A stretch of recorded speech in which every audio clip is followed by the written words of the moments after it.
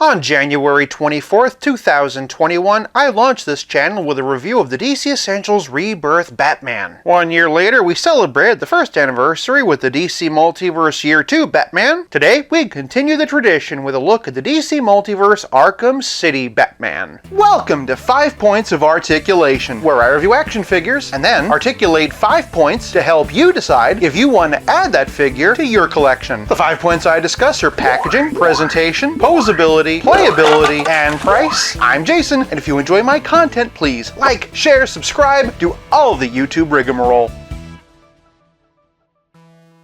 Starting off with the packaging, we've got our extra wide build box. Again, we're collecting to build Solomon Grundy. This time we've got his legs. As we can see, this is Batman from Batman Arkham City. Also from, Batman Arkham City. Barcode for those who want it. On the back we see Solomon Grundy. Where the legs go, a key of all the different parts, and all the figures you'll need to build him. Batman is key art from the game. For packaging, Batman gets 1 whole point. Moving on to presentation, and the top of his head, Batman stands at 7 inches, but to the top of his ears, he stands at 7 3/4. First things first, and this figure is mostly reuse of the Arkham Asylum body. The only parts that are new are the head and his cape. Unfortunately, this is one of the older DC Multiverse bodies, so that means that this figure's inherited a lot of problems. This includes some very wonky anatomy. The arms, for example, remind me of Popeye. The diaphragm is just cut across the middle, giving him a segmented look, and these legs are pathetically skinny. That said, I do appreciate the panel lines and the texture. It's not overdone and does have a nice general Batman look. As bulky as they are, the gauntlets are screen accurate, and I really like this utility belt. The gloves remind me a lot of Michael Keaton, and the boots are decent. The original cape dragged to the ground, but this one swooshes to the side. The folds are nice, and I appreciate that there aren't any extraneous textures. Admittedly, the new head is a vast improvement on the original one. That said, unless this is supposed to be detective mode, he should have pupils, but not having them gives him a good general Batman look. I love the angles and the geometry of it, and I've always been a sucker for taller bat ears. As with any DC Multiverse figure, the more dynamically you pose it, the more it draws away from its issues. Even so, the issues are there. The new head, while not entirely accurate, is a welcomed addition, but the oddly proportioned arms and the spindly legs really hurt this figure. For presentation, I'm giving Arkham City Batman half a point. Moving on to posability, and since this is an older body, it does have some older limitations. From the top, Batman can look up this far down, really great tilt, and all the way around. His arm can raise 90 degrees, but there's something weird about it to me, like there's like a droopiness to it. Also, the cape folds over this spot, which actually does look fairly natural, but again, the arms just feel kind of low. You can raise them up and down a bit because of the rotator cuff, but even then, something feels off. But moving on, he does have bicep swivel, and much to a lot of people's chagrin, he only has single jointed elbows. Sadly, they don't even bend 90 degrees. Given how much I love Action Comics 1000 Superman, I'd be a hypocrite if I said it was a deal breaker, but I'd also be remiss if I didn't point out that, once again, this would have been a nice opportunity to update it. Moving down, he has the old style McFarlane wrist balls, but they're pretty well hidden by the gauntlet, and then moving over to the middle, he has a diaphragm joint and a dumbbell waist. Using both, he can arch back this far and hunch forward this far, which for a DC Multiverse is actually pretty good. He also gets a fair amount of tilt and twist. Below the utility belt, he has the typical McFarlane hips. They kick forward just over 90 degrees and do a perfect split. Not a lot of twist in this one, but moving down, he does have double jointed knees, and old style McFarlane ankle balls that look absolutely horrible in profile, but still do all the McFarlane things. He also has toe articulation. For the most part, the articulation on this Batman is good. As I see it, the main problem are the arms, specifically the single jointed elbows that don't even make 90 degrees. For posability, I'm giving this Batman half a point. Moving on to playability, and Batman comes with a trading card and a figure stand. If somehow you've never heard of Batman and need to learn more about him, well, here you go. Otherwise, Batman comes with his grapnel gun. Thanks to his lack of fists, he can hold it in either hand. That leads me to, boy, I wish he came with alternate fists. That said, if you want to give him at least one fist, you can use the hand from the 3 Jokers. With the exception of the knuckles being painted silver, they're pretty much an identical match. He does, however, come with the legs of Solomon Grundy. I know I'm probably reaching, but I kind of feel like these were included with this figure almost out of spite. Oh, what's that? You don't like the legs? You want some new legs? Here's some new legs for you. I know that's probably probably not what happened, but how do you know? But playability is more than just accessories, it's also about how well your figure plays with others. Starting off with just a couple of Batman comparisons, and here we have Arkham Asylum by DC Direct, and Arkham City by Mattel. First, some other Arkham comparisons, and here we have the Arkham City Penguin, Arkham City Catwoman, Arkham City Ra's al Ghul, Arkham Knight Scarecrow, Arkham Origins Deathstroke, Arkham Asylum Killer Croc, and Arkham Asylum Joker. For another video game Joker, and here we have Mortal Kombat 11. But for some comic style villains, and here we have my custom Kit Bash Joker, here we have the 2-pack version of Hush, here we have Talon. For some mega-sized villains, and here we have Man-Bat, Clayface, and Bane. Moving over to the rest of the Bat family, and here we have Mattel and McFarlane versions of Damian, as well as Mattel and McFarlane versions of Tim. Here we have a couple of McFarlane versions of Jason, as well as a DC Essentials and McFarlane version of Dick. As for Barbara, my McFarlane versions aren't accessible at the moment, but I do have the Alex Ross one by DC Direct, and the DC Designer Series Greg Capullo version. First, some of Batman's super friends, and here we have Superman. This is the Action Comics 1000 version, and here we have the Angry Eyes Hush version. Completing the Trinity, and here we have the new 52 version of Wonder Woman by DC Collectibles, as well as the one designed by Todd McFarlane. Here we have Endless Winter Aquaman, the Dawnbreaker 2-pack version of Hal Jordan, and the Rebirth version of The Flash. For a relative scale comparison, here's Batman with Pete the Spidey and the Spectacular Spider-Man, and as always, here he is with Stealth Iron Man. Of course, I know what all of you have been waiting for, head swaps. First up, and here we have Detective Comics 1000. As much as I'm not that crazy about this body, the head really does elevate it. Although it could be argued that the head's too detailed for the body, and the colors don't match. Other way around, and I don't much care for it, but if this inspires you, well, there you go. Next up, and here we have Dark Knight's Death Metal. It's my favorite Batman head, and I really like this. If you ever wondered what Arkham Batman would look like with short ears, here you go. Other way around, and I think this might be an improvement. It's not accurate to the comics, but the taller ears do add a little bit of menace. Next up, and here we have Arkham Knight. This one works really well. The likeness is actually better than the head it comes with. Other way around, and this is really cool. It doesn't match the Arkham Knight game, but as a general Batman design, I'm really digging it. Another figure I've added to my collection for head swap purposes is the Grim Knight. Once again, if you prefer a shorter-eared Batman, this is a pretty decent option. It matches up pretty well. My only issue is I feel like it doesn't have enough forehead. In that regard, if you wanted to do the reverse, it would be an improvement. Again, it's a departure from the comic design, but it does look pretty cool. At the very least, the proportions are fine. Of course, one I'm sure you're very curious about is Batfleck. The Arkham City head on this body looks awesome. Just a good armored, tactical Batman. Personally, I don't think the inverse works quite as well. For action figure photography purposes, it's fine in close-up, but the exaggerated proportions do work against the realism, and honestly, at this point, we really just need a Batman v Superman version of Batfleck. Next up, and here we have Bowel Damage, which because of an incompatible neck joint, I can't actually do a head swap on. Same thing with 3 Jokers. But just because I can't swap his head doesn't mean we can't swap anything. A lot of collectors have been swapping their legs, so I thought I should give it a try. Just for fun, I even included the arms. While I agree that the musculature of the legs is an improvement, it also makes him 7.5 inches tall, which is way too big. For perspective, here he is with Superman. Here we have Rebirth. Because this Batman body is a little bit shorter, the smaller head of Rebirth doesn't look too bad here. Again, if you prefer the shorter-eared Batman, I think it'll be fine. Even the other way around isn't too bad. And similar to the Penguin's top hat, the longer ears do add a little bit of height. Additionally, you can also swap out Rebirth's legs to give him some extra bulk, but without too much extra height. Just to give you an idea, here he is side by side 3 Jokers. If you're gonna do this, just note that the grays aren't going to entirely match, so try to find the lightest Rebirth you can. Also, mind the gap. For another live-action comparison, and here we have Pattinson. Definitely an interesting improvement. Even the other way around isn't as bad as usual. I would love to see Pattinson look a bit more like this moving forward. Next up is Future State, and once again, I can't seem to find his hand. Not surprising, I love it. I swear this body never disappoints. And as always, the other way around creates a really cool option. Moving on, and here we have Page Punchers. This is my favorite short-eared Batman head sculpt, and I really like it here. If you're gonna do a short-eared swap, this is definitely the way to go. And now having done a lot of swaps, I think I can say conclusively that this is my favorite long-eared Batman head, leastways by McFarlane. This does look cool, but you're gonna have to find some way of raising up the neck. And lastly, the other Page Punchers. I'll admit I'm not that crazy about this Batman figure, so this head to me is a huge improvement. But also also balances out pretty well. The other way around I don't think works as well. I think because of the chin strap it feels a bit too small. It also looks like a live-action head on a cartoon body. And just for comparison purposes, here are all three of the video game Batman bodies that McFarlane has given us so far. In my humble opinion, Arkham Knight is definitely the standout. With so many Arkham figures either out or coming out, there's lots of other characters for this Batman to play with, but he's also generic enough that you could use him as an everyday Batman. For playability, I'm giving this Batman 1 whole point. This leaves us with nothing left to discuss but the price. Seeing as how he's part of a build-a-wave, this Batman will set you back $25. If you don't care about Solomon Grundy and you're happy with your Arkham Asylum figure, I think you can pass on it. That said, the head's a notable improvement and a good upgrade if you happen to miss out on the first release. For price, I'm giving this Batman 1 whole point for a grand total of 4 out of 5. For more Batman head swap videos, click here, or for another Arkham City video, click here. Thank you so much for 2 incredible years. Here's to many, many more. I'll be back again real soon, but until then, play nice and have fun.